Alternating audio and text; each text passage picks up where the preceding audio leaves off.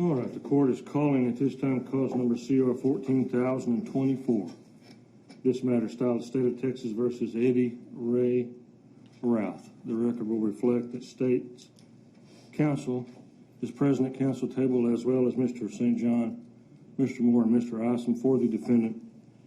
And the defendant, Mr. Routh, is present as well. The jury, having been sworn Monday, is outside the courtroom at this time. There are some matters that need to be addressed before we bring the jury in. The first question I have this morning is the state ready for trial? State's ready, Your Honor. Is the defendant? Ready, Your Honor. I was advised earlier this morning we had a stipulation, a matter need to be addressed, and I'll do that at this time. Yes, Your Honor. I'll show the court what we marked State's Exhibit 229, stipulation of evidence regarding the autopsies performed by Dr. Bernard.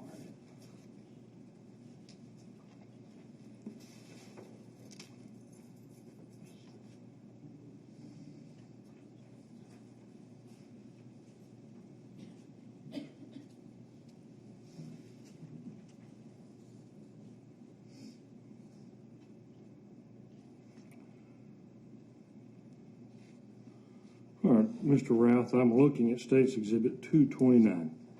This exhibit is a stipulation of evidence, and it stipulates that the persons that Dr. Jeffrey Bernard performed an autopsy on in Dallas relating to this case were Christopher Scott Kyle and Ched Hudson Littlefield. Do you understand that you have the right, the absolute right, to confront and cross-examine witnesses as to the stipulated testimony? Yes, Your Honor. You further understand that you're waiving the rights to confront and cross-examine the witness as to the stipulated testimony, and that by doing so, this exhibit will be admitted as evidence in this proceeding. Yes, Your Honor. You've had a chance to go over this with your attorney. Yes, Your Honor. You understand what it says. Yes, sir. It bears your signature where the blank is assigned for the defendant. Did you freely and voluntarily sign this instrument? Yes, Your Honor. All right, I will admit State's Exhibit 229 as a stipulation, being done so in open court. And I'll return this to the state at this time to be tendered to the reporter. Yes.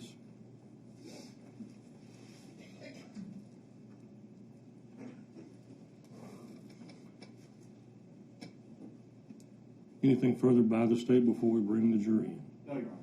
The defense? No, Judge. All right, let's bring the jury in.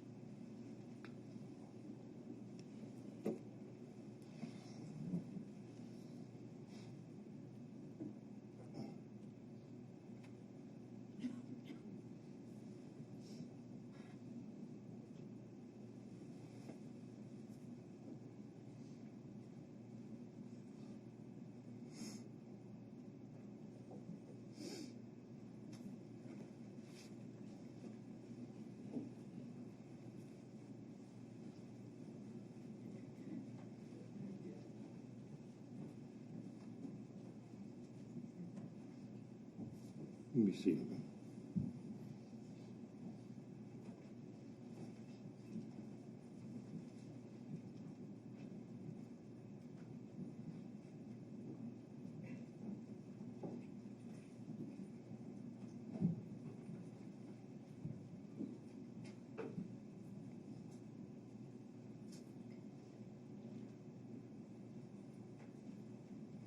All right, you may be seated in the courtroom.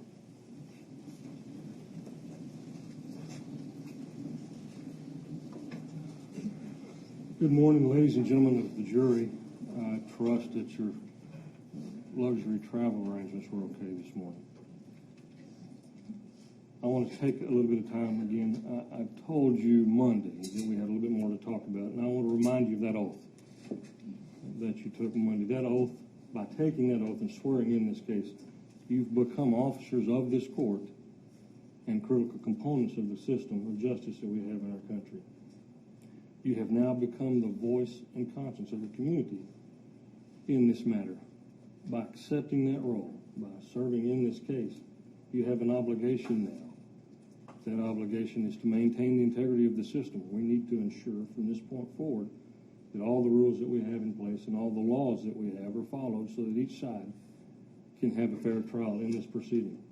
Again, I will remind you, this requires that you not communicate with anyone about this case. You cannot even communicate amongst yourselves regarding the case until I release you to deliberate at the end of the proceedings at the close of evidence. Again, I've provided a bailiff, and he's got staff to help you in this matter. Anything you need, you let him know. If you have any concern about any violations of any of the instructions we've got in place, you let him know and he'll let me know. We'll take care of it. If you need anything, let him know. He'll bring it to my attention. For example, sometimes I get busy and the attorneys get busy. If you can't hear something, raise your hand. If I'm not seeing it, see if you can get the bailiff's attention. He'll let me know. We'll stop it. We'll fix it. That's the sort of thing that we've got in place. I want to talk to you a little bit about what you can expect over the next few days of this proceeding. In a few moments, I'm going to have the state read the indictment in this case. From that point, the defendant will enter a plea to that indictment. Both sides will make opening statements. Once that's concluded, the state will present its case. When the state concludes that, the defendant will have an opportunity to present a case if he wishes to do so. If he does, then the state is entitled to present rebuttal evidence. If the state presents rebuttal evidence, then the defense has an opportunity to present additional evidence as well. Once that is completed, as I had told you about earlier, once all of the evidence is in, I will prepare the court's instructions, the law that I promised you each of you will get. I will read that to you, and I will provide every juror a copy of it. The attorneys will then be allowed to make closing statements, and you'll be discharged to deliberate. At that time is when you can discuss the case amongst yourselves.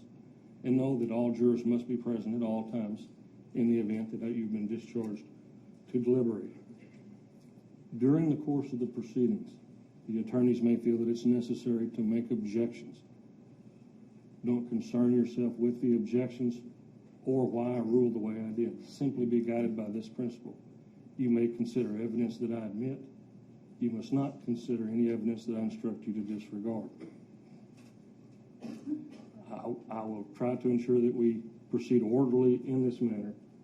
Your job from this point forward is not to concern yourself with the law, but to decide the facts. You listen to the witnesses, decide what to believe and what not to believe, and any weight that you want to give or not give that testimony. You will do this, as the attorneys have repeatedly told you, by good judgment. That is your common sense and your everyday life experiences. I noticed that a number of you had notes.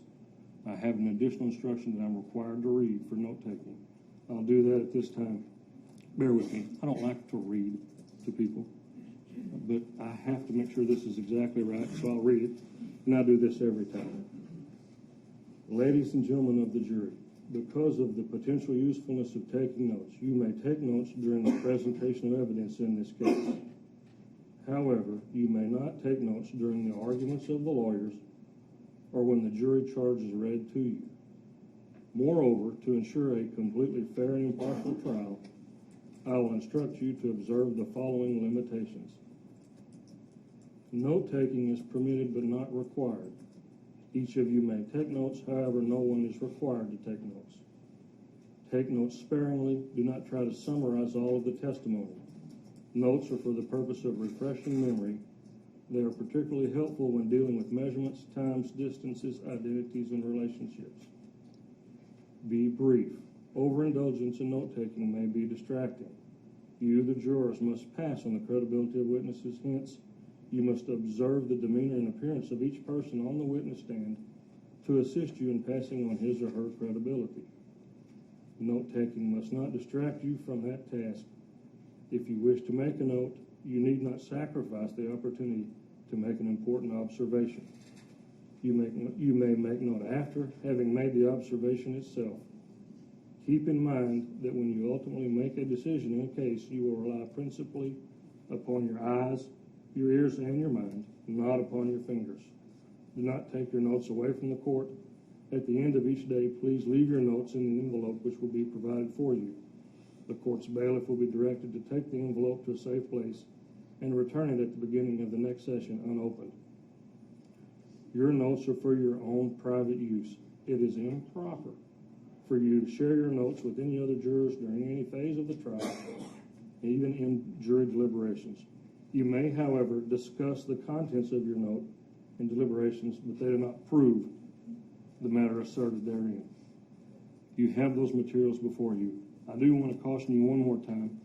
I'm going to ask you to listen carefully to the testimony. Jurors often have this misconception that after the presentation of evidence, after the case is closed, that you can deliberate and request readbacks of testimony. That is a mistake. That's a misconception. Readbacks are allowable. Let me tell you the circumstances. A jury can request that the reporter read back the testimony if it is a specific disagreement among the jurors as to a specific point. By example, witness X described the light as green.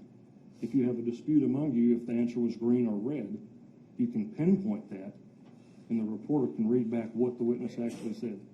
Short of that, there's no readbacks of testimony. In other words, I forgot what he said or I forgot what she said is insufficient. So listen carefully. At this time, that's all the instructions I have for you. I will have the state read the indictment for purposes of trial on the merits. Thank you, Your Honor. Cause number CR 14024, State of Texas versus Eddie Ray Routh. In the District Court, 266 Judicial District, Routh County, Texas. Grand jury indictment.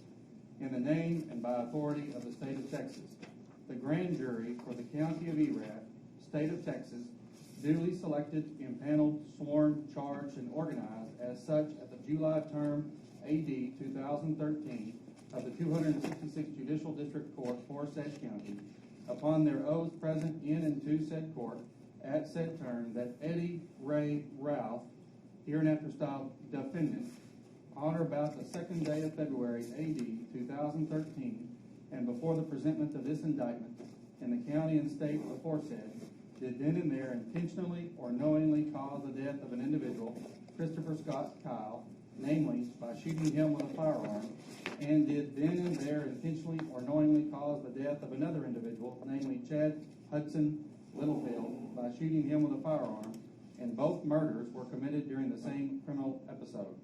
Against the peace and dignity of the state, signed foreman of the grand jury. All right, the indictment has been read at this time. How does the defendant plead? Not guilty, Your Honor. All right, you may be seated.